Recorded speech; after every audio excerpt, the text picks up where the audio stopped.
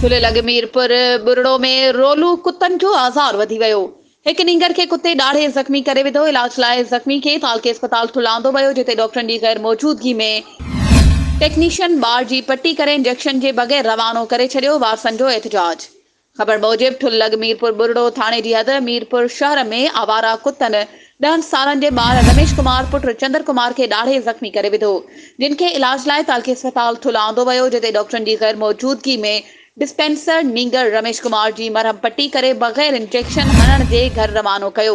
त वारसनि चंद्र कुमार ऐं दीवान कुमार एहतजाज कंदे सहाफ़ियुनि खे ॿुधायो त डॉक्टर अस्पताल में मौजूद न हुआ। कंपाउंडर नंढड़े रमेश जी मरहम पट्टी करे मोकल ॾिनी आहे ऐं चयाऊं त सुभाणे वरी वापसि अच त नंढड़े खे कुत्ते जी सुई हणंदासूं।